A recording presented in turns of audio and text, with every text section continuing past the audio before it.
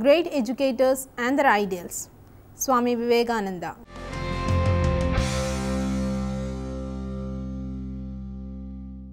Swami Vivekananda's inspiring personality was well known both in the East and the West during the last decade of the 19th and the first decade of the 20th century.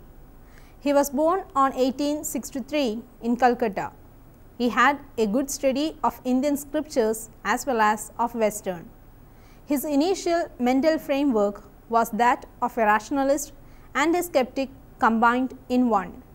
He devoted most of the last 15 years of his life to communicating his universal message of unity and tolerance. In his famous address at the Parliament of Religions on 1893 at Chicago, he summed up his message and philosophy by saying, "Upon the banner of every religion will soon be written, in spite of resistance, help and not fight, assimilation and not destruction, harmony and peace and not dissension." Religions of the world are not contradictory, but they are various phases of one eternal religion.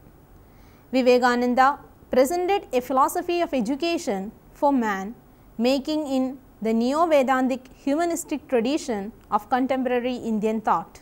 Like other contemporary Indian thinkers of education, Vivekananda was one of those revolted against the imposition of British system of education in India. He was severely critical of the pattern of education introduced by the British in India. He felt that the current system of education did not conform to India's culture. He pointed out that such an education only brings about an external change without any profound inner force. Swami Vivekananda was a true Vedantist, a true follower of Sri Ramakrishna Paramahansa, who regards Dvaita, Vishishtadvaita and finally the Advaita as the different expressions of Vedanta. For him, these are the different stages which help man to proceed towards the realization of higher and higher ideals. According to him, the ultimate goal of human life is to attain wonderful unity with the Creator. As a mystic of the highest order, Vivekananda had a direct and intuitive experience of reality. He describes God as a supreme power and omniscient. God is infinite existence, infinite knowledge and infinite blessings, and man is an incarnation of God. He finds the manifestation of God in man. He believed that there is an eternal communion of man with God. He considered the worship of man as the worship of God. Vivekananda's interpretation of the Vedanta is based upon a scientific analysis. Both the Vedanta and sciences maintain common principles. He stood for harmony between science and spirituality. From his writings, one could find out his intensive faith in the welfare of mankind. He always stood for universalism and spiritual brotherhood as other contemporary Indian thinkers. He convinced fully the dignity and diversity of human beings. Man is divine and the manifestation of God. He says, if you cannot worship your brother man, the manifestation of God, how can you worship a God who is unmanifested? Vedanta constitutes the essence of the highest spiritual and ethical values of mankind. The teachings of the Upanishads have strength enough to provide solutions to our social problems. Vivekananda believed that man is the incarnation of God. The essential parts of all religions are the same. Atman is the true reality. Karma Yoga as a system of ethics and religion is needed for the attainment of self-control and self-realization. Service of mankind is the highest goal of religion. The best image for worshipping God is man who resides in every human heart. In the first place, education is meant for the spiritual development and enrichment of mankind according to Vivekananda. It is that which liberates the human spirit from the limitations of finite mind. We know that the finite aspect in man leads to selfish activity. Hence, according to Vivekananda, selflessness can be attained only through ideal education. Throughout his speeches, one could find that he pointed out the first great virtue derived from education is fearlessness. He added that the physical science destroys the fear from the external world, but the spiritual science alone can destroy the fear within us. It is purely an inward experience, just like intuition. Intuition cannot impart with our limited words, because it is an immediate apprehension of mind. Intuitive knowledge is possible through ideal practical education. The way of knowledge is based on the realization that bondage is due to ignorance. It is our inability that we are not able to distinguish between the real and the unreal. We need the type of knowledge from education that can distinguish real from unreal. The reality behind all appearances can be ascertained only through practical education. Self-knowledge, knowledge of the Brahman, knowledge of the unity of everything, all these are different names of discriminatory knowledge. It cannot be achieved by studying or by listening. Vivekananda did not discard such study as such, but he stressed that we have to meditate on the truths that we had from different ways. Mere reading and listening cannot rise above the level of information. To rise above the level of information, one has to meditate, and this requires the practice of concentration. Concentration is the essence of education. According to Vivekananda, the treasure house of knowledge can be opened only with the key of concentration. He recommended brahmacharya and shraddha to be the best techniques and tools of concentration. He added that concentration is not an easy process. For attaining this, it requires that the self should direct his entire energy on the object of concentration. We are wasting energy always through our bodily activities, especially through our sense organs. Entire energy must be withdrawn from everything and utilized the same for the purpose of knowledge. By withdrawing senses from outside, we can keep everything under our control or our wish and will, which lead to renunciation. For him, renunciation is a necessary stage in the practice of Jnana Yoga. Actually, renunciation demands getting rid of all selfishness and controlling the body, mind and the senses. Positive education. He gave special attention on positive education, and according to him, education is not the amount of information that is put into our brain and runs right there undigested all our lives. Through education, he held that we must have life building, man making, character making assimilation of ideas. Education is the manifestation of the perfection in man. Mere book learning or accumulation of knowledge is not education.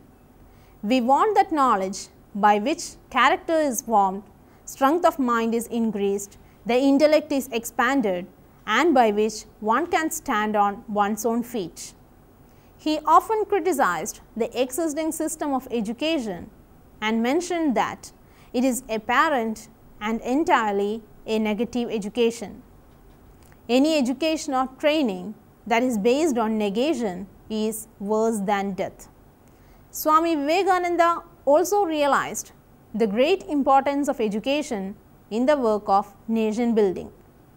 The concept of nation grows out of the feelings of oneness among the people. This feeling is the feeling of solidarity or exclusiveness. We all have this feeling in a dormant or suppressed condition. This can be developed through true education. Through mass education, this feeling of oneness or similar sentiment can be aroused. Education makes the inner self of man active and to realize his right to live, liberty, etc. In short, man regains his consciousness by undergoing the process of education. It is understood that education fosters unity and solidarity among the people and become more and more nationally conscious. It promotes man to discern light in the dark horizon of dogmas, superstition, injustice and oppression. It removes ignorance and man attains reason. He feels enlightened in every sphere of life, social, political and economical. He realizes his value of life in the society through education. It also shapes human nature, habit, character and conduct. It strengthens our willpower, the key to all success in life. Education is the training by which the current expression of will brought under control and become fruitful. It also keeps the society free from all taints and corruptions. Vivekananda conceived that all sorts of evils and ignorance can be remedied by proper education.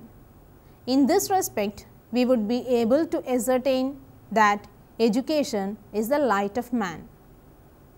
Education and religion. In his occasional speeches, he tried to relate education with religion. To him, religion becomes the inner core of education.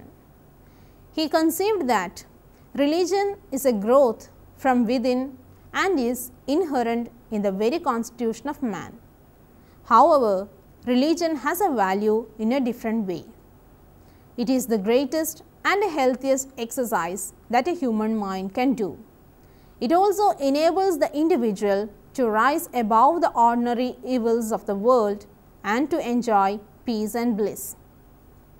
No other ideal can captive human mind as religion does.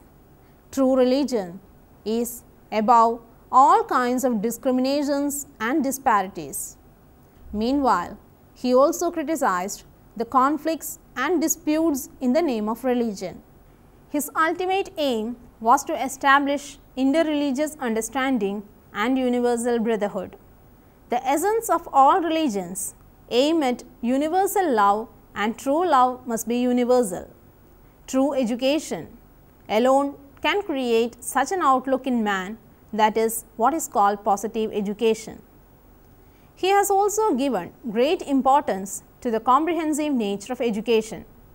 This kind of education aims at the character building, physical culture and scientific and technological training. Here, he advocated Gurukula system of education. To quote Vivekananda, "My idea of education is Guru Graha Vasa education. One would live from his very boyhood with one whose character is like a blazing fire and should have before him a living example of the highest teaching. The charge of imparting knowledge should again fall upon the shoulders of Tyagis. The training by which the current expression of will are brought under control and become fruitful is called education." Medium of education. He often revealed his spiritual kinship with the finest in the tradition of East and West. His views on this vital subject is scattered in the 9 volumes of his complete works. What we need today is to study different branches of knowledge, that is our own, and it should be taught in our own mother tongue. He criticized the present system of education and showed that it badly lacks man-making, character-making element. This kind of education leads to anarchy that we face today. In the midst of fast moving life, we give least importance to human values. What we lack in education today is values. The major objective of value education is to awaken the appropriate moral, aesthetic and cultural sensibilities. The inner meaning of life we should realize from value education. We want that education by which character is formed, strength of mind is increased. To build up a mighty nation, the educational system must be based upon the culture of the country. To him, education without culture is only skin deep. Culture is deep rooted in the mind of the people.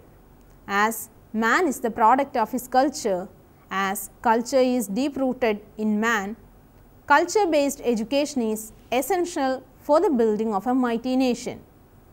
To build up a sturdy nation, he firmly believed that knowledge of Sanskrit should be cultivated and education should be imparted through one's own mother tongue.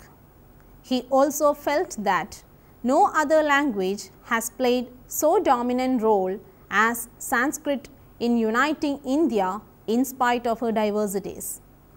We see that in all ages, Sanskrit became the cementing force by the people of India. As stated by Jawaharlal Nehru, hardly any language in the world has probably played the vital part in the history of a race which Sanskrit has. It was not only the vehicle of highest thought and some of the finest literature, but it became the uniting bond for India in spite of its political division. Vivekananda actually wanted to revitalize and revolutionize education to bring about a certain change in the present educational process of our nation by encouraging education for socio-aesthetic development. He often criticizes the prevalent system of university education. The present system of education produces only clerks or magistrates. They do not find time to do anything with great or think anything high. True education, as Vivekananda always highlights, is a discovery of truth. It knows no compromise with anything that stands in the way of efflorescence of truth. It discards all types of superstitions and social constraints and allows the learner to be bold enough to stick to and herald beauty and goodness on all occasions for anyone and for everyone. The vibrant words of Swami Vivekananda speak out the truth boldly without any fear that will puzzle the weak. Men are selfish. They do not want others to come up to the same level of their knowledge, for fear of losing their own privilege and prestige over others. Their contention is that the knowledge of the highest spiritual truths will bring about confusion in the understanding of the weak-minded. Value education.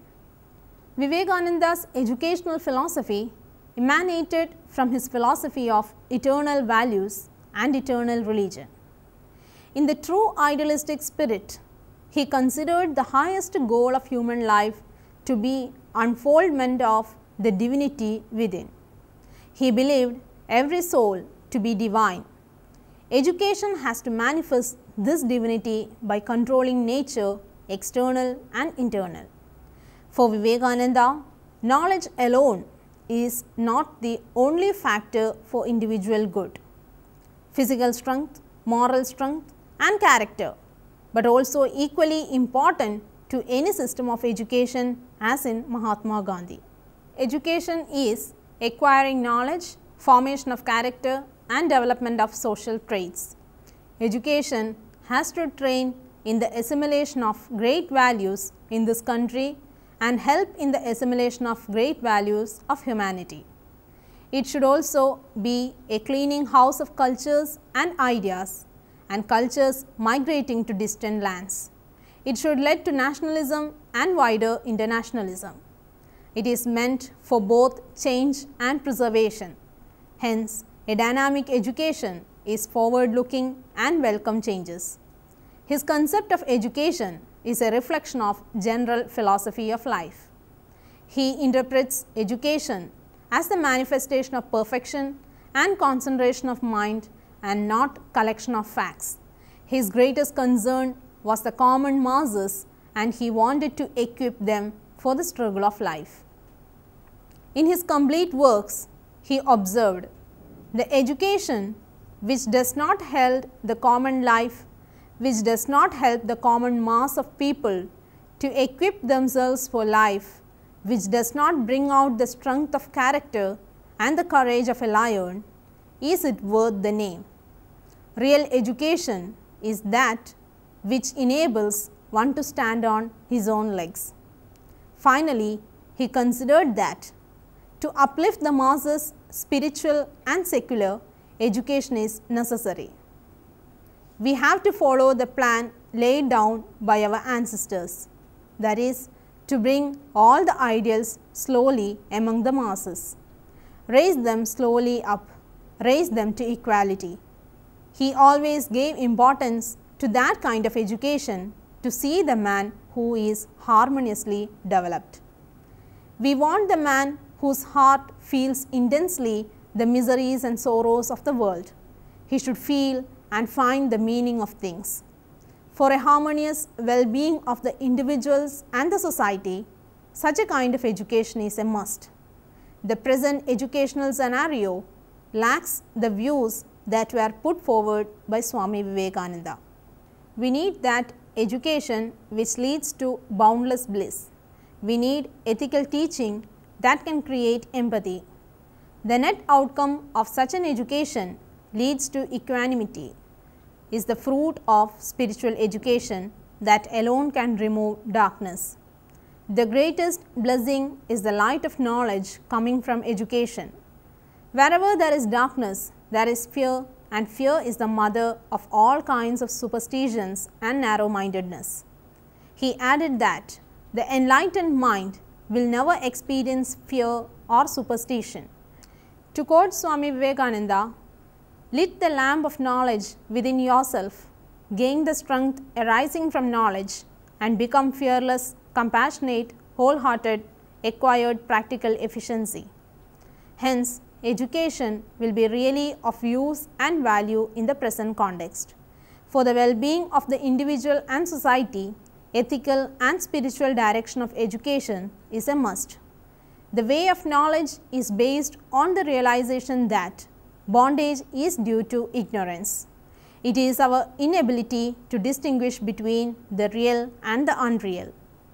The whole idea of education was summed up by Swami Vivekananda as the manifestation of divinity in man. He aimed at the spiritual awakening and accepted with great attitude whatever we could learn from faiths and disciplines, emphasizing the ultimacy of spiritual values. He also wants that education cannot be secular and had to be spiritual. Secular education actually leads to exploitation and selfishness. Hence, according to Vivekananda, education is a movement from darkness to light. This is the deepest prayer to the human heart and as voiced by Bhadrakaranya Upanishad. Tamasoma Jyotirgamaya, lead me from darkness to light. Now let us summarize. Education is not gathering information from outside. According to Vivekananda, we must have life-building, man-making, character-making assimilation of ideas. The end of all education should be man-making that lead to humanism. True education is that which develops the wills and enables one to realize the divinity latent in him. Vivekananda said that education must generate the spirit of renunciation in man. This renunciation means the inculcation of feeling that we should work for others, and it is a great privilege to be able to do something for the world. There are some assignments for you to work out. Number 1. What is universal religion according to Vivekananda? Number 2, explain the interreligious understanding with special reference to Swami Vivekananda's perspective on universal religion. Number 3, point out the inadequacies of present educational system. Collect different opinions from various educational thinkers. Number 4, conduct a debate on the relevance of value education. Number 5, social evils is due to lack of proper education. Explain the statement. Here are some books for your reference. 1. The complete works of Swami Vivekananda, volume 1, 2, 3, Advaita Ashramam. Number 2, Swami Vivekananda, lectures from Colombo to Almora. P.R. Buyan, Swami Vivekananda, Messiah of Resurgent India. V.K. Arora, The Social and Political Philosophy of Swami Vivekananda. Romain Rolland, The Life of Vivekananda and Universal Gospel. R.C. Majumdar, Swami Vivekananda Centenary Volume. Y.K. Singh, Rujika Nath, Education in Emerging Indian Society. Dr. D. Vijay Bharati and Dr. Digmurti Bhaskara Rao, Educational Philosophies of Swami Vivekananda and John Dewey. Thank you for watching this session. See you next time with another topic. Till then, bye.